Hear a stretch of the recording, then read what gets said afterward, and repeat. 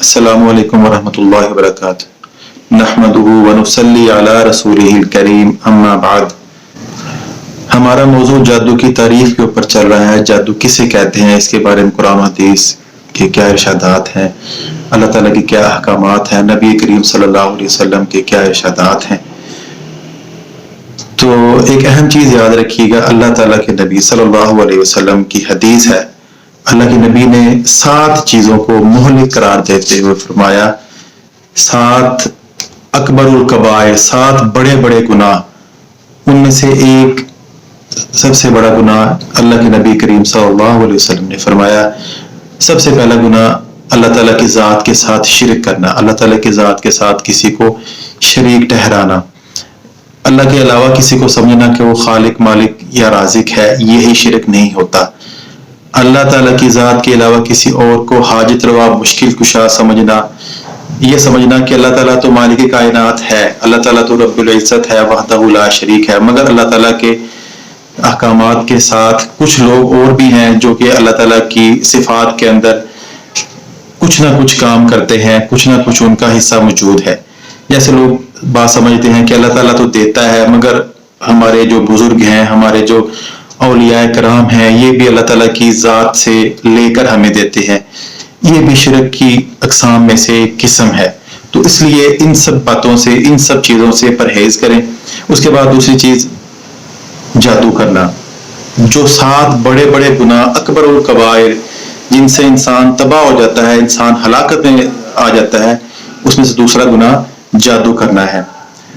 तीसरी चीज़ उसके अंदर अल्लाह के नबी करीम सल्लल्लाहु अलैहि वसल्लम ने फरमाया, अल्लाह की हराम की हुई किसी जान को नाहक कत्ल करना।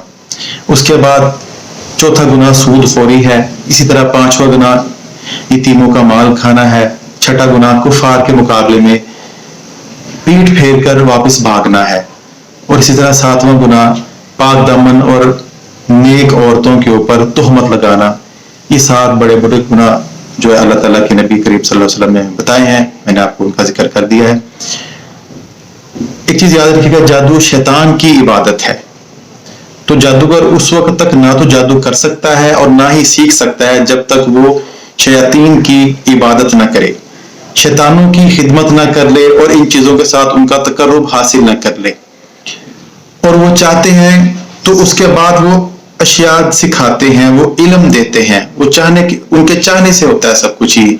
जादूगर के चाहने से नहीं, शयातीन के चाहने से सब कुछ होता है कि वो जादू सिखाते हैं और जादू के बलबूते के ऊपर इंसान के जिस्म के अंदर ऐसी तब्दीलियां, ऐसी पेचीदगियां पैदा करते हैं जो कि सब कुछ अल्लाह ताला के हुक्म के मुताबिक होती हैं।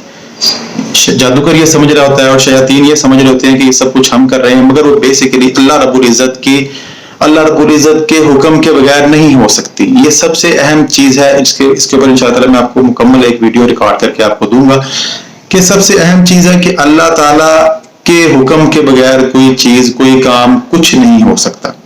ठीक है, तो तमाम अहले इल्म का इस बात पर इत्तफाक है कि जादू सीखना, सिखाना और किसी पर करना ये एक हराम काम है और अक्सर अहले इल्म के नजदीक जादूगर काफिर है। इरशाद बारी ताला है सूरह बकरा की आयत नंबर 102, वमा कफर सुलेमान वलाकिन शयातीन कफरू युअल्लिमून अन्नास अस्सिहर। सुलेमान अलैहिस्सलाम ने कुफर नहीं किया, लेकिन शैतानों ने कुफर किया जो लोगों को जादू सिखाते थे। लिहाजा कुफर की मावनत करना भी कुफर है। जादूगर की सजा के बारे में अक्सर अहले इल्म के यहाँ इख्तिलाफ पाया जाता है।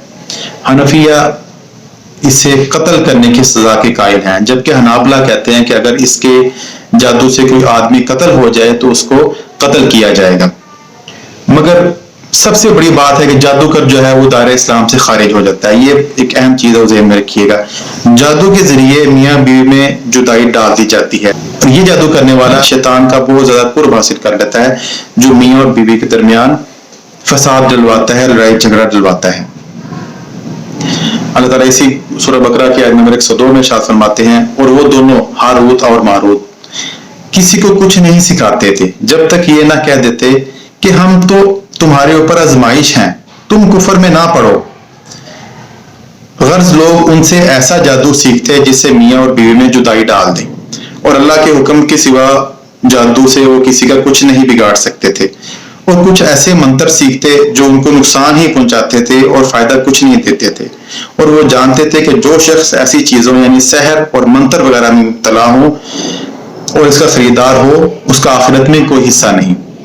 اگرچہ جادو، منتر، تعویذ وغیرہ سب کا اثر ہو جاتا ہے، جیسے کہ سیدنا موسیٰ علیہ السلام اور اسی طرح ہمارے نبی کریم صلی اللہ علیہ وسلم پر بھی جادو کا اثر ہوا، لیکن یہ تاثیر جادو ٹونے کرنے والے کے نہیں بلکہ اللہ رب العزت کے ہاتھ میں ہوتی ہے۔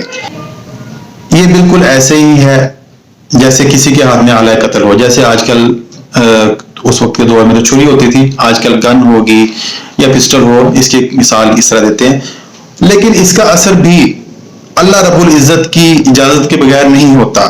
مثلا سیدنا ابراہیم علیہ السلام نے سیدنا اسماعیل علیہ السلام کی گردن پر چھری چلا دی، اور اسی طرح سیدنا ابراہیم علیہ السلام کو ان کی قوم نے آگ میں پھینک دیا، لیکن دونوں کی تاثیر اللہ تعالیٰ نے ختم کر دی۔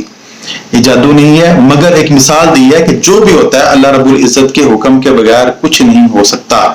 اللہ تعالیٰ کی مشیت، اللہ تعالیٰ کی جب تک مرضی نہیں ہوگی، جادو بھی اثر نہیں کرے گا، اور چھری بھی اثر نہیں کرے گی، چاقو بھی اثر نہیں کرے گا، گولی بھی اثر نہیں کرے گی۔ جب اللہ تعالیٰ کا حکم ہوگا تو ایک چھوٹی سی کنکر لگنے سے بھی انسان اللہ تعالیٰ کے ہاں پہنچ جاتا ہے۔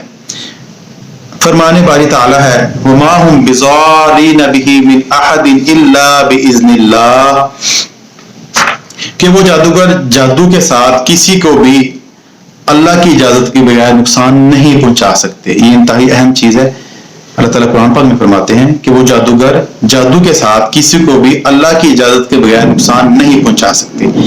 اس طرح موحدین پر جادو اور تعویذ وغیرہ کا اثر ہو سکتا ہے، لیکن وہ اللہ کی اجازت کے بغیر نہیں ہو سکتا۔